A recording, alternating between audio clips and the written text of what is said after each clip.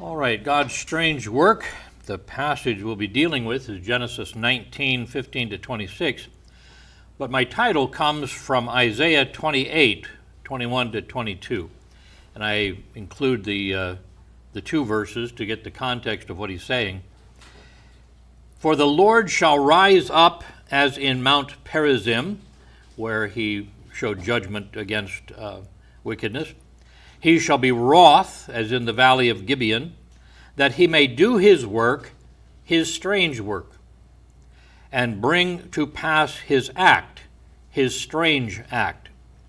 Now therefore be ye not mockers, lest your bands be made strong. For I have heard from the Lord God of hosts a consumption even determined upon the whole earth. Judgment coming. But this is not his normal work. This is not his beloved work. This is not who he is. It is something that he has to do. I find that in my reading there are many who seem to rejoice more in God's judgment than in his love. And there's a truth to that. There's a thing to understand that when God chooses to judge, it is actually an act of love as he protects his own from those that he judges. But Genesis 19 is the continuance of what we were looking at this morning, Genesis 18, and that is that three seeming men, they're called angels, both are true. They appear to man to be men, but in their inward being, they were angels. John Crawley was asking me, how does that happen? I said, I have no idea. There must be a heavenly Walmart with human bodies all lined up on the rack, and you just come through and flip through. And, oh, I like that one. You put that one on, come down to earth. I don't know how it works. Maybe it's possible within the idea of being a spirit being, and you're given this okay by God, to just form that human body. I don't know. We find that the men came as Abraham, in the heat of the day, had been watching for visitors. So Lot watches for visitors at night, both of them seeking to help, seeking to protect. But the heat of the day is a threat in itself, but in Sodom, the night was its own threat.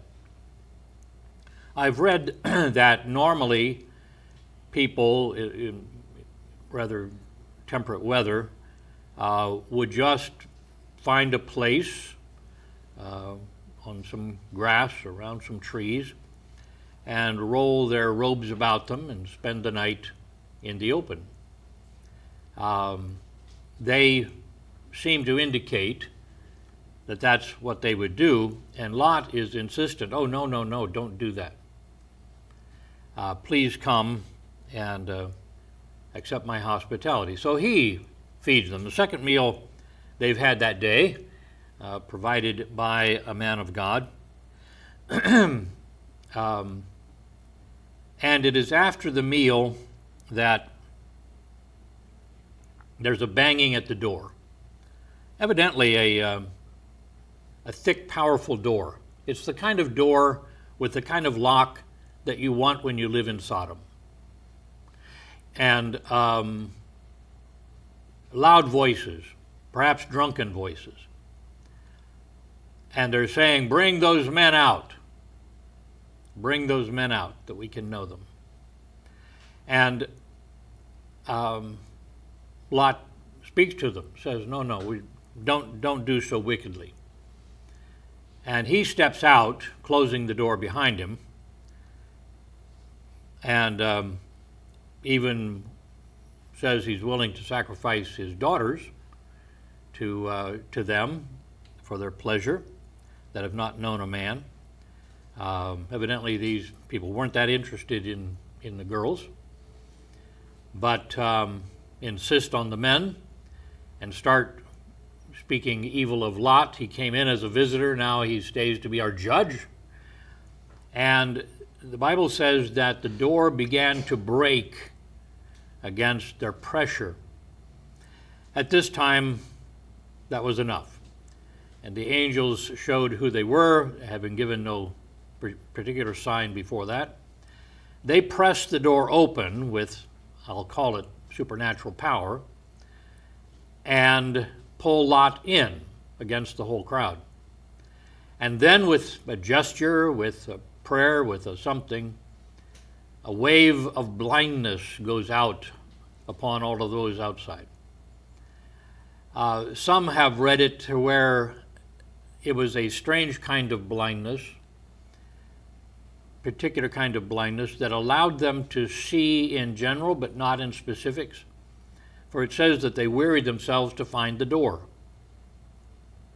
Now, if you were absolutely blind, I don't know, maybe there was a courtyard, maybe there were two doors. There was a door to a gate to get in and a door to the house, and they were looking for either one, just wandering around. But at this point, the angels say to Lot, here's the deal. God has sent us to destroy this place. I want you to notice that, and we'll be looking at their words, that's a general word. And I think Lot takes it to mean one thing and the angels another. And he says, what do you have? They don't seem to have been briefed on everything. So do you have sons? Do you have daughters? Do you have sons-in-law? Get them together. We have to leave. So he went out to visit the sons-in-law. This may refer to those who were going to marry the daughters, because he spoke of them as never having known a man. They were not married and living at home, and with all the things that we can say bad about Lot, he had grown daughters who had never known a man in Sodom. He had been doing something right. He was known for his testimony. He wasn't refusing for any other reason than it was ungodly, and they knew that. The sons-in-law mock him, and so he returns home empty-handed, having to give that news to his daughters. And so, perhaps with some troubling thought, they all go to bed. We come to Genesis 19, 15, and 16. Lot's lingering and rescue by force. Verses 15 and 16. When the morning arose, then the angels hastened Lot, saying, Arise, take thy wife, thy two daughters, which are here, which are found, lest thou be consumed in the iniquity. And this word could be translated punishment of the city.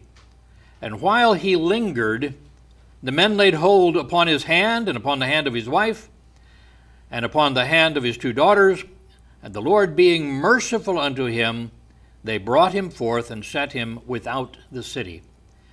They held his hands, dragged him along, pulled them along, and got out of the city. This thing that Lot lingered, the question that I noticed that all the commentators seek to answer is, why did Lot linger? And the angels had warned him, and here's verses 12 and 13. And the men said unto Lot, this is after they've cast blindness on the crowd, Hast thou here any besides? In other words, besides what we see. Son-in-law, thy sons, thy daughters, whatsoever thou hast in the city, bring them out of this place. This has led some to believe that he had 4 daughters, 2 of them married, out with the sons-in-law. two living at home, and he had some sons. One man counted it all up, and there would have been 10 if he got them all to go. But this sounds to me like the angels in their visitation here don't know. They're just asking. For we will destroy this place, because the cry of them is waxing great before the face of the Lord, and the Lord hath sent us to destroy it. So weigh those words. This is what he knew. The different commentators have different views on why he lingered. Martin Luther gives him the benefit of the doubt. He says, if the punishment could not be prevented by him, then at least it might be deferred. It was for this reason that he tarried so long. He just wanted to drag it out a little bit. Kyle and Delitzsch suppose he still delayed, his heart evidently clinging to the earthly home and possessions, which he was obliged to leave. H.C. Leopold thinks, the thought of sacrificing house and home and all his goods makes departure difficult. John Gill, always waxing eloquent, lists several ideas. He says that he delayed going out of his house, 1, either loath to leave his goods and substance behind him, or 2, waiting to see whether his sons-in-law would come to him, or, as others, meaning what other commentators say, praying that God would spare the city. Though rather, he says, here's my idea, though rather the sense is that, for he was so amazed and filled with horror and trembling at the thought of what judgments were coming on the city, that he was like one stupid, that had no power to stir or move. Alexander Maclaren takes a different tack. Overnight, in the excitement of the terrible scene enacted before his door, Lot had been not only resolved himself to flee, but his voice had urged his sons-in-law to escape from the doom, which he then felt to be imminent. But with the cold gray light of morning, his mood had changed. The ties which held him in Sodom reassert their power. Perhaps daylight made his fears seem less real. There was no sign in the chill eastern twilight that this day was unlike the other days. He just cooled down in his fear. Henry M. Morris, even so they all held back somewhat, still clinging to the wistful hope that they would not really have to give up all the physical comforts of their home in Sodom. Now, any of those could be the truth, but I have a different opinion. What I try to do is to read the whole narrative, get an idea of what is the key, what is the answer that makes it make sense all the way through. It seems to me that this lingering was that Lot did not grasp what great damage the angels would do. And I think this for two main reasons. One is the facts that he knew. He had seen them, overpower the strength of the gang that pressed on Lot's door so hard that it nearly broke, and he witnessed their supernatural power to cause blindness. In what they said to him, they used the word destroy. Now, clearly that is what happened as we understand the word destroy, but the Hebrew word could mean as little as spoil. We're going to mess it up. See? So it was a very general term. They were going to do something bad because of the wickedness, but not necessarily blow it up, you see. That made me think of his conversation with his sons-in-law. Lot, the Lord will destroy this city. Sons-in-law, what? How? Lot, I don't know, but he has sent 2 men to do it. Sons-in-law, 2 men? Not an army? Lot, no, but they are very strong and have power to cause blindness. Blindness? Well, that will certainly spoil our fashion business, but we're not leaving for that. So as he walks away, they're calling after him, "Look out, everyone! We'll be wearing plaids and stripes. Run for your lives." I don't know what happened, but I'm just imagining that this all sounded a little strange. The most he could say for sure was that they were very strong and could cause blindness. In the morning, the angels speak to him from a perfect knowledge that they will turn the entire plain to ashes. They urge him to gather everyone and to hurry away. Lot, probably not knowing that things were going to get spoiled and then he'll come back home. Is my thinking. He was probably trying to store everything so that nobody would steal it while he was away. Till everything settled down, he could come back. If you didn't think it was going to be too bad, then you could come back.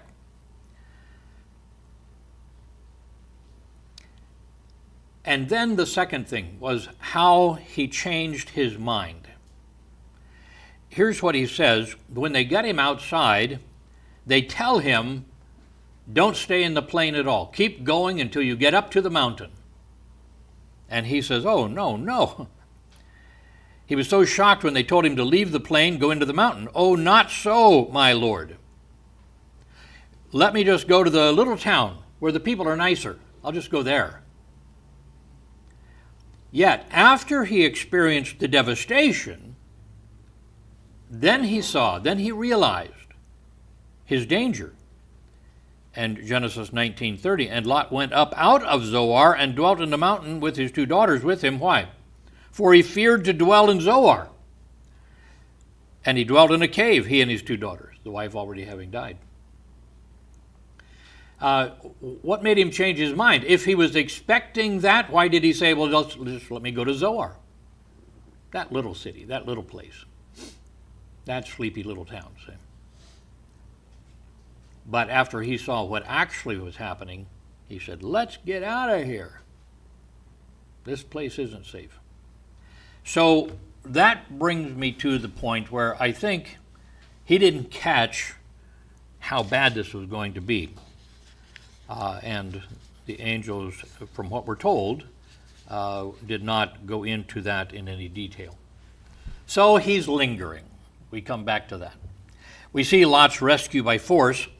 The men laid hold upon his hand and upon the hand of his wife, upon the hand of his 2 daughters.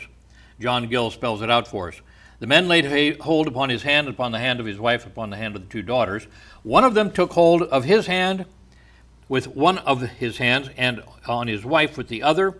The second took hold of one of the daughters with one hand, and of the other with the other hand, and so led them out. These are the men that could press the door back against a whole gang of people. See, they got the hands, and they're leading them out.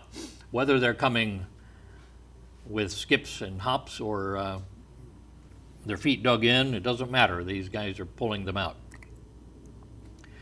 H.C. Leopold points out, in verse 15, the 2 visitors are called angels. In verse 16, men.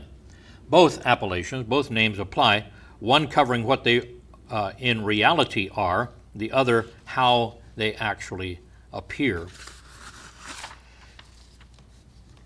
Then a tender word, having brought them out of the city, the Lord being merciful unto him, they brought him forth and set him without the city. Here is God being merciful to him. And what we see here is that this is in answer to Abraham's prayer. God is mindful to rescue even only 4 from the city because of his love for Abraham. Peter used this story to illustrate God's coming wrath on false teachers and those who threaten God's people. Listen to this, 2 Peter 2, 6-9. And turning the cities of Sodom and Gomorrah into ashes, condemned them with an overthrow, making them an ensample unto those that after should live ungodly, and delivered just Lot, just meaning a just man, not only Lot. Lot was vexed with the filthy conversation, the word meaning manner of life, of the wicked. For that righteous man dwelling among them in seeing and hearing vexed his righteous soul from day to day with their unlawful deeds. The Lord knoweth, Peter summarizes, how to deliver the godly out of temptations, trials, and to reserve the unjust unto the day of judgment to be punished. So here's a lesson for us in this. His lingering must have seemed insane to the angels, who were very clear about what was going to happen. This place was going to ignite and blow up and turn to ashes. The entire plain. But he's acting like God's going to come in and smack everybody's hand or something. And how many today, people that you and I know, friends, relatives even, decide to wait until a more convenient time to come to Jesus? Lingering. They little know what will happen to them this day. Time could be up. Perhaps they have heard God's final call. All right, we have seen Lot's lingering and forceful exit. Let's look now at the prayer of abject fear and the wonderful answer. Interesting situation here, and I take this, as I explained, because he didn't think that it was going to be very bad. But 19:17 through 23, verse 17, it came to pass, when they had brought them forth abroad, that he said, we have one of these two that is sort of in charge. The angels are in an authority rank, and so one is in charge, the other is helping out. So the he here is one of the angels, the one that seems to be in charge, and he gives them this phrase, escape for thy life, look not behind thee. This is the only time they're told this. Neither stay thou in all the plain, escape to the mountain, lest thou be consumed. Adam Clark points out every word here is emphatic, and we see that he gives 4 commands. Escape for thy life, look not behind thee, stay not at all in the plain, escape to the mountain. Lot says, I know you guys are excited about this whole judgment thing and spoiling of Sodom because of their wickedness, and I'm for you, I really am, but this is too much. This is just too much. Verses 18 to 20. And Lot said unto them, Oh, no, not so, my Lord.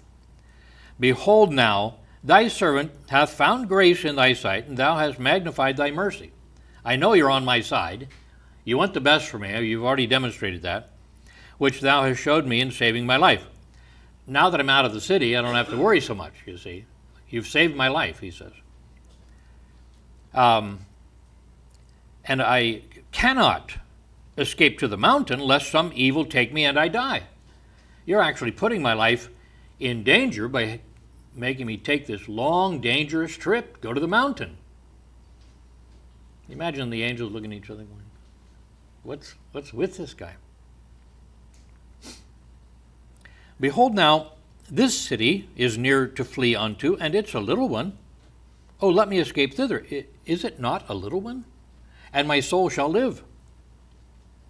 Lot was more afraid of the long and dangerous trip to the mountain than he was of the promised destruction. He just didn't get it.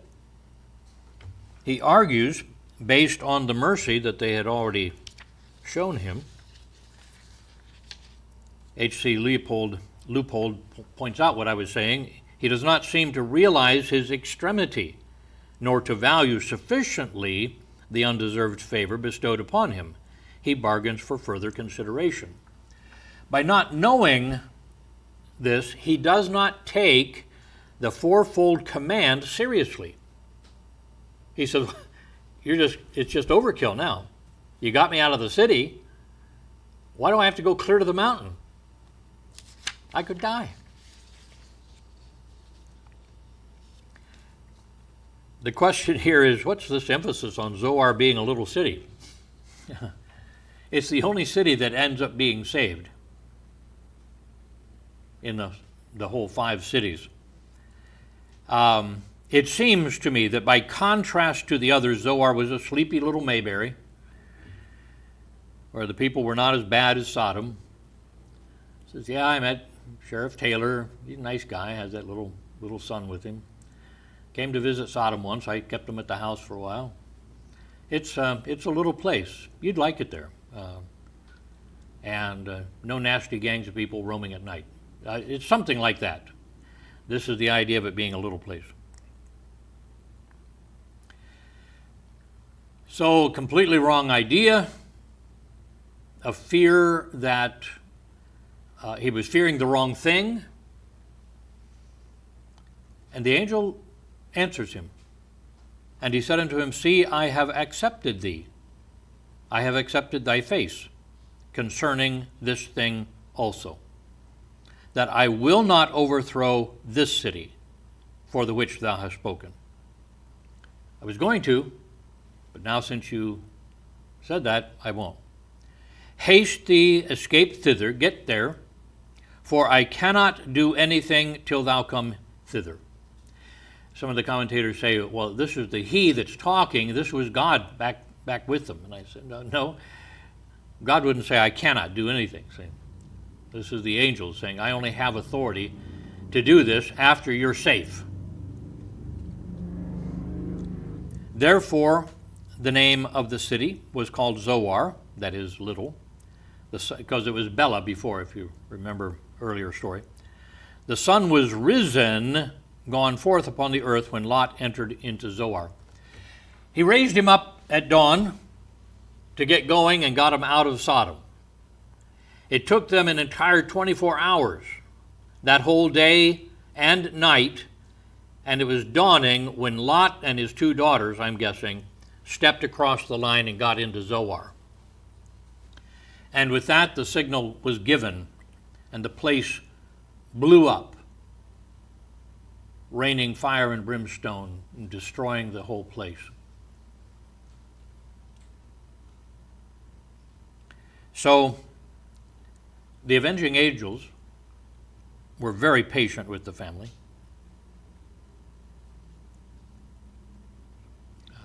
24 hours, I mean, the whole day, waiting for them to get there. I don't know, walking, taking their time, stopping at Hardee's for iced tea break and lunch. I don't know what they were doing. But it took them 24 hours to get to Zoar, and he says it's not as far as going to the mountain. But we see then the awful catastrophe. The awful catastrophe. Genesis 19, 24, 25. Then the Lord rained upon Sodom and Gomorrah brimstone and fire from the Lord out of heaven. I mentioned this morning. Here you have the Lord. He had talked to Abraham. He was here on the earth, who rained fire and brimstone from the Lord out of heaven. Jehovah here rained fire from Jehovah in heaven. This is the Son of God raining fire from God the Father. And he, God, overthrew those cities and all the plain and all the inhabitants of the cities and that which grew upon the ground. The grass and the trees didn't survive. Peter had said he turned it all to ashes. God's destruction was complete.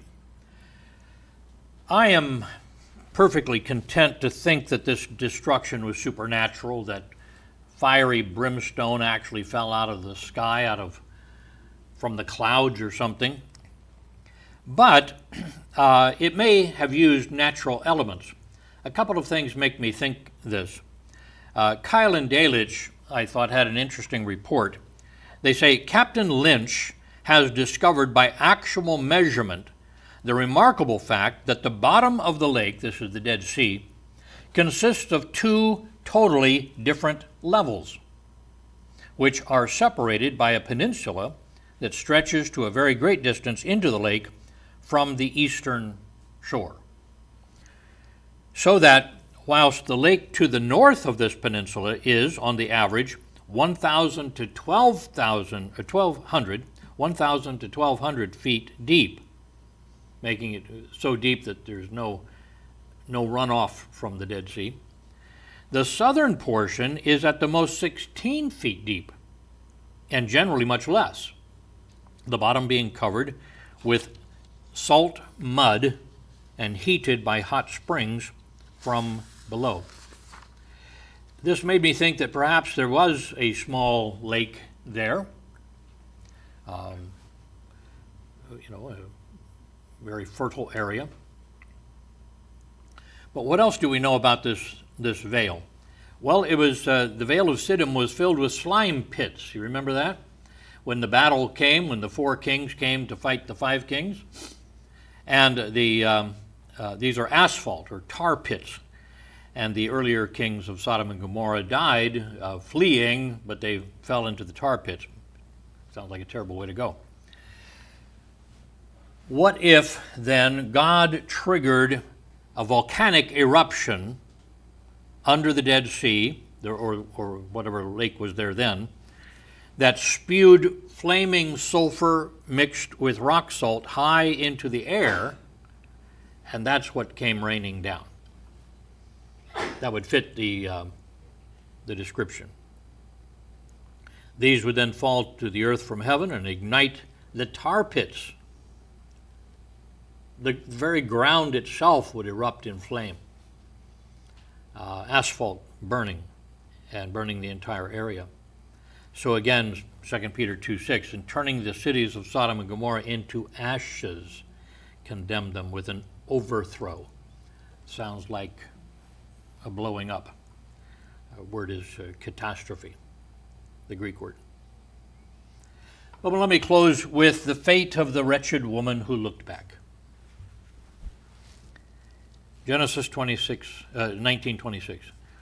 But his wife looked back from behind him, and she became a pillar of salt.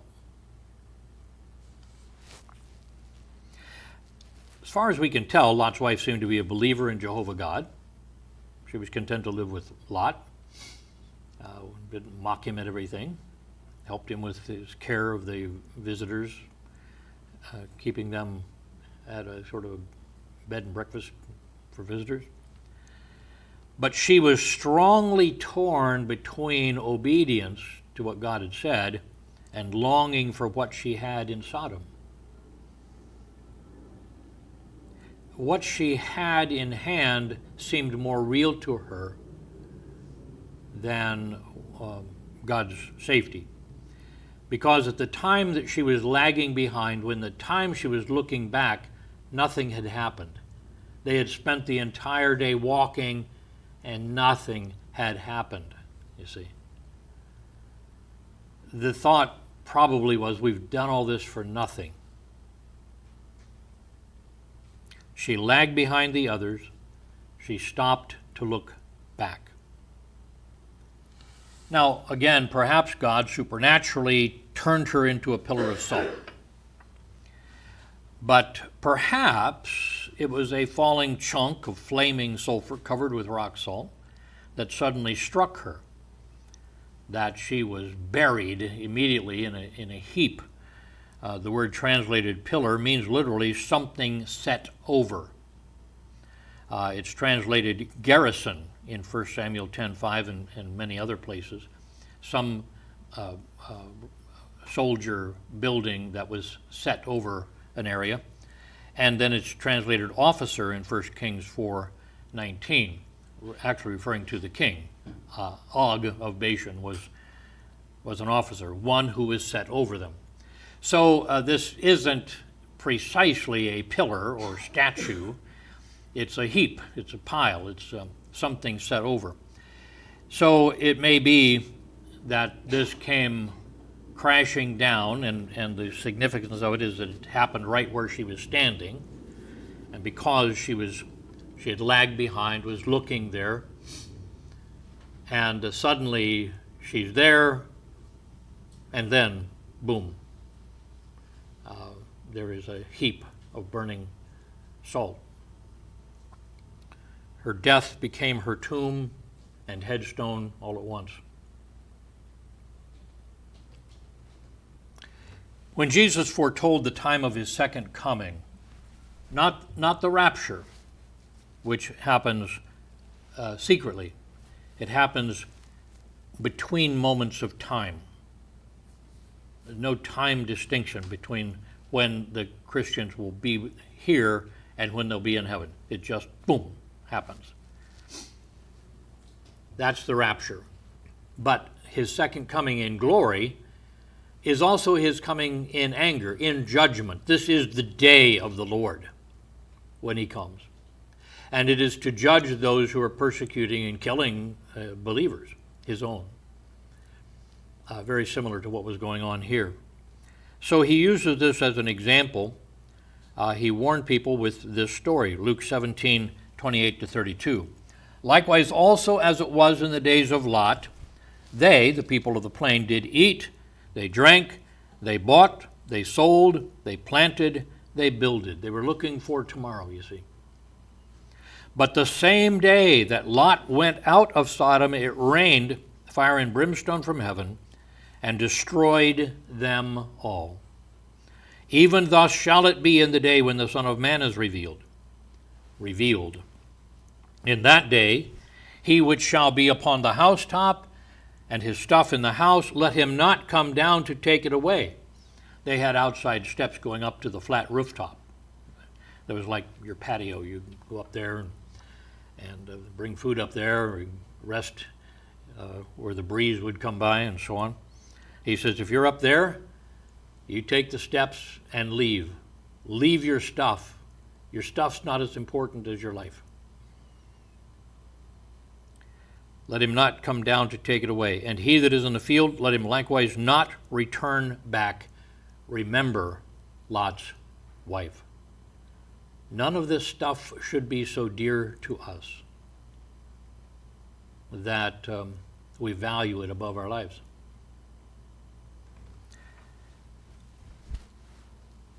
Jesus used the term, let him likewise not return back.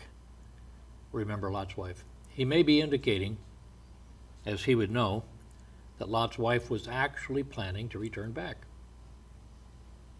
Well, this was stupid. We went all this way, nothing's happened. I'm going back. Lot can come when it dawns on him. And then, boom, she's dead. Lot and the girls standing on the inside of the border of Zoar are shocked, probably screaming, probably crying. And then it's happening all over the whole plain. And they turn and they run. It had just dawned day when they got there. So I think they decided to head for the hills.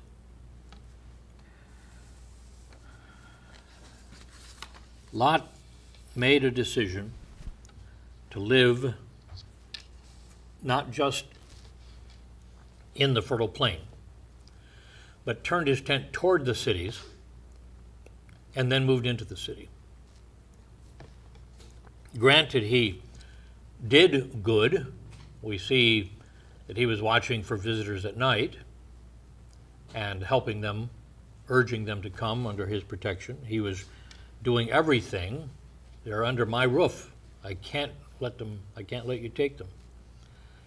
So he's doing some good. He's actually protecting people from the wickedness, the evil, the grievousness of these sinners. I said this morning, so let me say it again. God did not destroy this plain because they were homosexuals.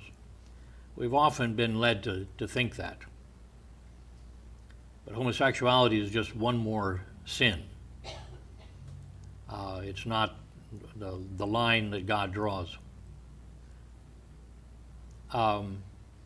He destroyed them because they were hurting. The psalmist speaks of the wicked who eat my people like bread. You see? Mentioned that a few times. This is where they damage others. They become a cancer that God has to operate and cut out. And this not out of vengeance, but out of love for the ones he's saving. Just like you and I would take our loved one to the doctor to have cancer cut out. As we live close to and in a wicked world, let's remember that at a certain point they'll cross over the line. And their demand for us to value their judgment, their demand for us to allow them to live any way they want, will actually be turned around as they begin to attack us for our belief, that our belief will become hate crimes, that we are seeking one way or another to limit them in their freedom of choice. And at that point, they will take steps to hurt God's own. And that time is when the judgment will come. And at that point, Christ was saying, don't think of your stuff as more important. Look around the house. See what you have, all the treasures, and say, I'm ready to leave it in a moment. None of it is as important as my life and serving the Lord. Let's pray. Father, you have shown us an extreme situation where you had to do your strange act, your strange work. This, in spite of the fact that you urge people to turn. You gave the Sodomites opportunity after opportunity. They saw Abraham's love and strength when he rescued them from captivity.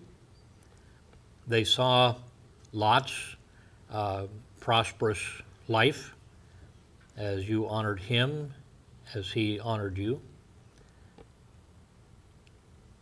They had the opportunities, but they sacrificed it all in the lust of their flesh. Now I ask, Father, that you might help us to recognize that sinners will sin. They do what they do because they are what they are. You do not kill people because they are sinners. You seek to save them. But Father, when they overstep, when they become a cancer, then you will remove them. And so we need to be like Abraham, praying for Sodom, praying for the wicked, because they're stepping into something they don't understand. They're crossing a line that they don't realize they're crossing. It will seem as a victory to them. It will seem as though they're eliminating the last barriers to doing whatever they want. But that will be crossing the line with you, and the judgment will come. I ask that you might help us to learn the lesson of Lot, who left with only his wife and 2 daughters, to lose his wife, and to lose, as it were, his 2 daughters because of their immoral choices in the days to come. He had lost everything of value, everything that he owned, and he lost essentially the closeness of his family. Help us, Father, not to give in to compromise for the sake of wealth and fame and getting the things that we want, to elevate ourselves above others with prosperity. With heads bowed, eyes closed, I wonder if you'd say, Pastor, I would like to ask the Lord to give me that strength of mind that sees things for the way they really are, that none of this stuff I'm going to be able to take with me to heaven. None of that stuff is worth taking to heaven, where even the streets are gold. Help me to value the things above more than the things below. May I see things as God sees them. true wisdom. If that's your prayer, I wonder if you'd slip your hand up and say, pray for me. Amen. Amen. Others tonight? Pray for me. Father, then we thank you for this picture, this realization of your truth, and recognize that it's a lesson that both Peter and Christ would give to us about the coming time of judgment. Help us to recognize that the judgment is real, and rather than Lot, who and his family that did not take the words of the angels literally, help us to believe what you tell us. For you use words to explain these things, and we dare not change the meaning of the words. I ask that you might give us then the strength of knowledge to realize what you say, to believe it with all our heart, and to act upon it in humble reverence. As we pray thy blessing in Jesus' name, amen.